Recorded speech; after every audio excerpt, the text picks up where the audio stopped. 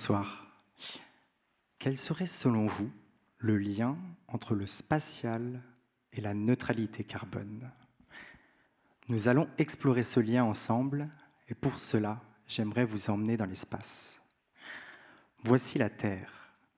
Sur cette Terre, il y a une fine couche d'atmosphère où se trouvaient environ 800 gigatonnes de carbone. Mais ça, c'était avant.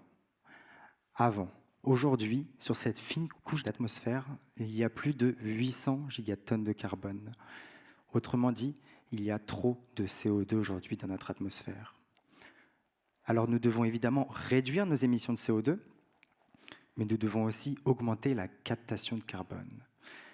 La captation de carbone, c'est le pouvoir de la végétation d'absorber du CO2 à travers une technologie extraordinaire, la photosynthèse.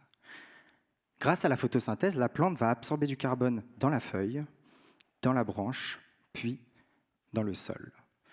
Et c'est en actionnant ces deux leviers, en réduisant nos émissions et en augmentant la captation de carbone, que nous allons pouvoir ensemble tendre vers la neutralité carbone.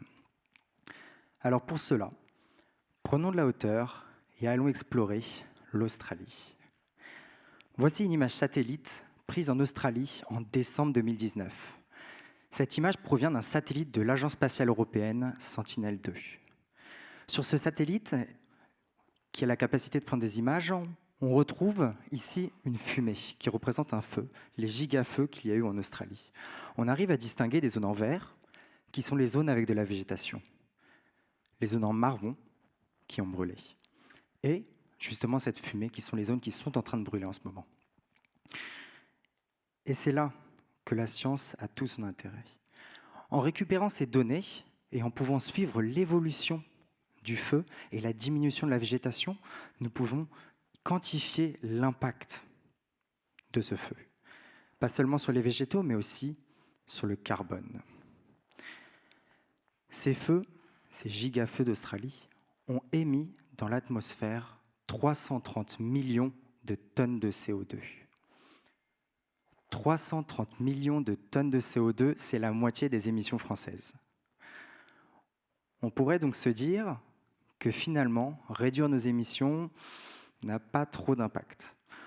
On pourrait se dire que finalement, la nature ne nous aide pas, mais bien au contraire. La nature nous aide et la nature se bat au quotidien pour augmenter cette captation de carbone. Voici une image prise 3 ans après. 3 ans après, la végétation reprend des forces et la végétation absorbe de nouveau ce CO2. Mais concrètement, savez-vous sur cette image combien absorbe un arbre? Un arbre absorbe à peu près l'équivalent de 200 km de voiture, soit un Paris-Deauville. Plus compliqué, savez-vous combien de CO2 absorbe un hectare de forêt? Eh bien, un hectare de forêt absorbe l'équivalent des émissions de CO2 annuelles d'un Français. Et si je vous demande maintenant combien de CO2 est absorbé par cette image, plus particulièrement par les arbres qui sont présents ici? Et c'est là que réside tout le problème. On ne peut pas améliorer quelque chose qu'on n'est pas en capacité de mesurer. Et c'est là que je repose la même question. Quel est, selon vous, le lien entre le spatial et la neutralité carbone? Eh bien, le spatial est un outil pour mesurer la captation de carbone. Je m'appelle Basile Goussard, je suis le cofondateur de Net Carbone, et au sein de Net Carbone, nous sommes donnés une mission, mesurer le carbone partout sur Terre. Aujourd'hui, concrètement, il y a 2 manières de mesurer la captation de carbone. La première, c'est d'aller sur le terrain. On va par exemple prendre les dimensions d'un arbre, faire des relevés de sol, ce qui va nous permettre d'avoir une mesure de la captation de carbone. La deuxième option est de faire des coefficients, dire un arbre absorbe de temps, un hectare de forêt absorbe de temps, etc. On voit très vite la limite de ces 2 approches. La première, très précise, mais très coûteuse, et donc est très difficile à mettre en place à l'échelle planétaire. Or, nous sommes face à un problème planétaire. La deuxième, trop imprécise pour réellement être un outil. C'est pour ça qu'avec le CNES, l'Agence spatiale européenne et l'INRAE, nous avons développé une nouvelle méthode. nous nous appuyons sur des données satellites combinées avec des capteurs terrain qui mesurent directement les échanges de CO2 entre l'atmosphère et l'écosystème. Nous avons plus de 100 capteurs de CO2 répartis en Europe qui permettent d'avoir précisément cette mesure. Et pour passer ensuite à l'échelle, donc pour pouvoir voir la captation de carbone à d'autres endroits, nous avons déployé des outils d'IA. C'est de l'intelligence artificielle qui apprend de ces capteurs. Ce petit groupe, travaille aujourd'hui pour mesurer la captation de carbone d'agriculteurs et de territoires. Mais vous l'avez compris, finalement, il faut mesurer et améliorer la captation de carbone partout. Nous commençons à faire des premières études pour voir globalement la captation de carbone sur l'ensemble de la planète.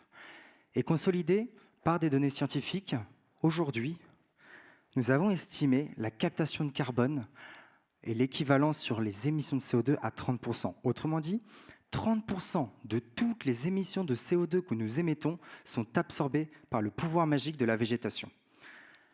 30% des émissions liées à la construction de ce lieu, 30% des émissions liées au fait que vous soyez venu aujourd'hui, 30% des émissions de CO2 liées à mes habits sont d'ores et déjà absorbées par le pouvoir magique de la végétation.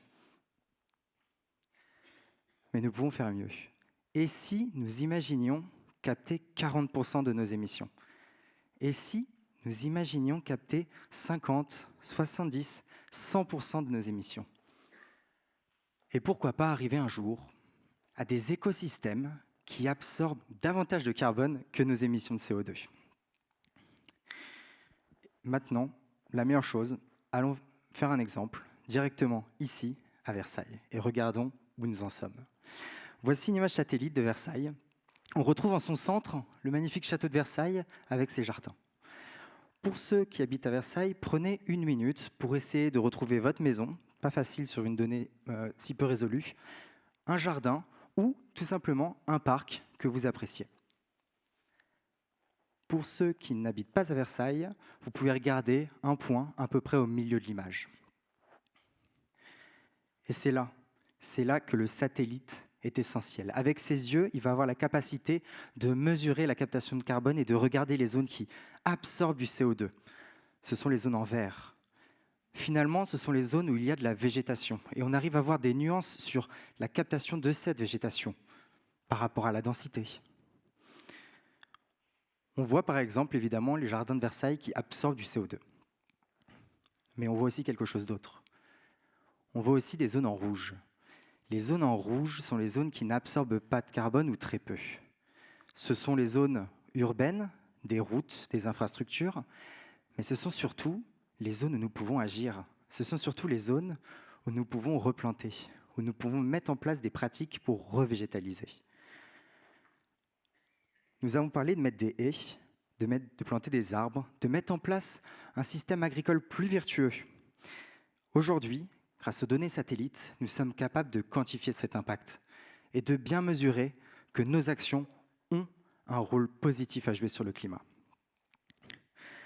Tant que nous n'aurons pas atteint ensemble la neutralité carbone, nous continuerons de mesurer la captation de carbone.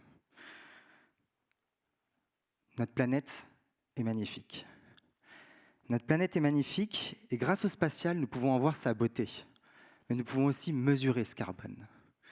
Eh bien, utilisons le spatial, les satellites, comme notre boussole pour ensemble améliorer la captation de carbone. Merci.